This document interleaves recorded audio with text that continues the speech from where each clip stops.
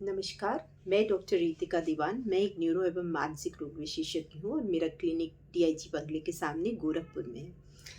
2 अप्रैल को हम विश्व ऑटिज़्म दिवस के नाम से सेलिब्रेट करते हैं और इसे सेलिब्रेट करने की वजह ये है कि आजकल ऑटिज़्म नाम की बीमारी बहुत तेज़ी से फैल रही है और ये बहुत ज़रूरी है कि हम ये जानें कि ऑटिज़्म क्या होता है, ताकि अगर आपके आसपास कोई भी बच्चा इस तरह की परेशानी से जूझ रहा है तो उसे सही परामर्श और इलाज प्राप्त हो सके।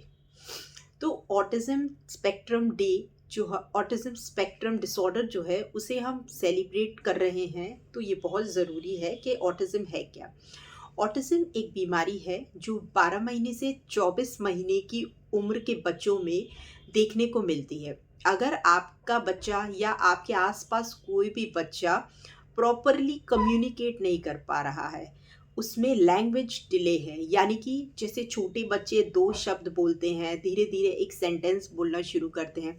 अगर आपका बच्चा वो प्रॉपरली नहीं बोल पा रहा है या उसे दूसरों के साथ कम्युनिकेट करने में प्रॉब्लम होती है, अगर ऐसा है तो बच्चे को कम्युनिकेशन और लैंग्वेज डिले हो सकता है। अगर आपका बच्चा सोशल गैदरिंग्स को अवॉइड करता है, किसी से बात करने से डरता है, अलग-थलग रहता है, अकेले रहना पसंद करता है, तो ये एक तरह का कम्युनिकेशन प्रॉब्लम हो सकता है।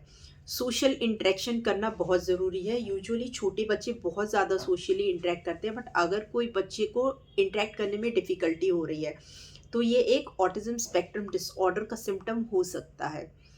साथ में जो ऐसे बच्चे होते हैं, इनके जो इंटरेस्ट होते हैं वो बहुत लिमिटेड होते हैं और ये अपने इंटरेस्ट या अपने कंफर्टेबल जोन के बाहर जाके कोई भी चीज़ करना बिल्कुल पसंद नहीं करते हैं, जिसकी वजह से ऐसा पाया जाता है कि इनके व्यवहार में बहुत ज़्यादा रिपीटिशन होता है। जैसे अगर ये एक बात कहेंगे तो उसी बात को कई बार दोहराते रहेंगे। इससे इन्हें कोई फ़र्क नहीं पड़ता है कि सामने वाले ने इनकी बात सुन ली है, समझ ली है, स्टिल ये अपनी बात दोहराते रहेंगे। और ये अगर कोई काम करते हैं एक बार तो ये बार-बार उसको करते रहेंगे। जैसे अगर कोई बच्चा बैठा है, बार-बार हाथ हिला रहा है या पेन बजाना या दीवार बजाना, टैपिंग करना किसी भी जगह या सर या शरीर का कोई भी एक अंग हमेशा हिलाते रहना और इन्हें रोकने पे, इन्हें समझाने पे ये फिर भी वैसा ही करते रहते हैं। अब जो ऑटिज़्म बीमारी होती है उस ये बहुत ज़रूरी है कि हम जानें कि ये कितने तरह की होती है और किस-किस तरह से हम इसे नोटिस कर सकते हैं बच्चों में। तो जो उसका पहला है कि कुछ बच्चे होते हैं जिनमें इंटेलेक्चुअल इम्पेयरमेंट होता है। इंटेलेक्चुअल यानी बच्चों में बुद्धि का विकास बहुत प्रॉपर नहीं हो पाता है।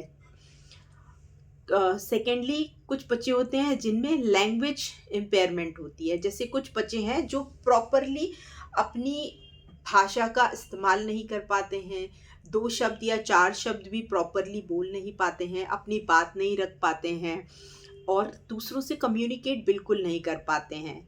तीसरा नॉन मेडिकल या जेनेटिक कॉजेज़ हो सकते हैं कि अगर फैमिली में किसी को ऑटिज़्म था तो कुछ ट्रेट्स हो सकते हैं या फिर कई ऐसे जेनेटिक कॉजेज़ भी होते हैं जिनकी वजह से ऑटिज़्म होने के चांसेस हैं। कुछ ऐसी दवाएँ हैं जिनका सेवन अगर मदर ने किया है तो भी बच्चे को ऑटिज़्म होने के चांसेस हैं। और कुछ ऐसे रीज़न्स हैं जो आज तक स्टिल स्टडी में हैं, बट कोई कोई श्योरिटी नहीं होती है उनकी। उन रीज़न्स का कोई स्पेसिफिकेशंस नहीं है, they are still under study that causes autism.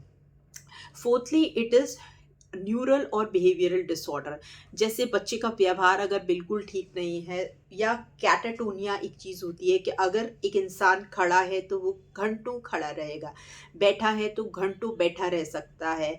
Body में वो अपने शरीर में, अपने व्यवहार में बहुत रिजिडिटी दिखाते हैं, जैसे वो अपनी चीज़ के लिए एकदम रिजिड है। कोई आंधी आ जाए, तूफान आ जाए, they will not change at all. और पांचवा जो इसका टाइप है वो डिफाइन करता है कि अगर किसी एक ही बच्चे में ऊपर जो 4 क्राइटेरिया बताए गए हैं, अगर एक या दो से ज़्यादा अगर किसी एक ही बच्चे में पाए जाते हैं तो वो 5वें टाइप में क्लासिफाइड होता है।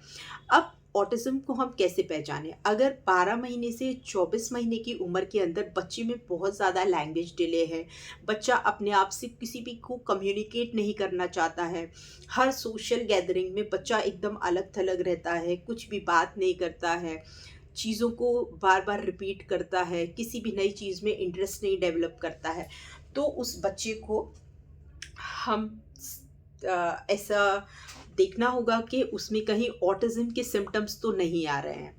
और सिम्पटम्स जो हैं वो 2 तरह से हैं। पहला पहला जो है कुछ फर्स्टली इस तरह के बच्चों में बहुत ज़्यादा कम्युनिकेशन प्रॉब्लम होगा और वो सोशली रिस्ट्रिक्टेड हो जाएँगे।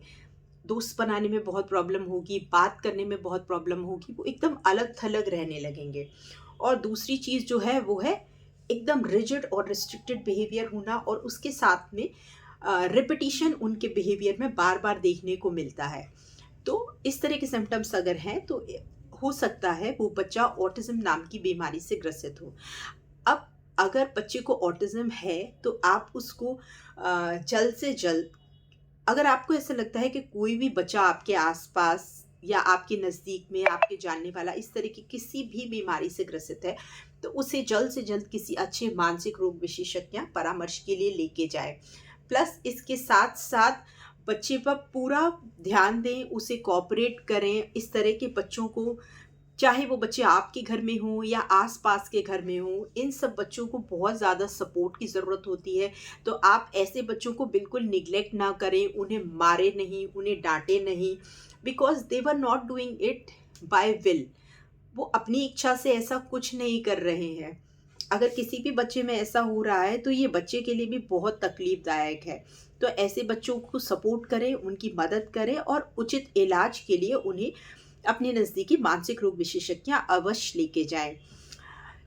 2 अप्रैल ऑटिज़्म अवेयरनेस डे है और ज़्यादा से ज़्यादा जितना हो सके आप इसके बारे में बात करें और लोगों तक इस बात को पहुँचाने की कोशिश करें। नमस्कार।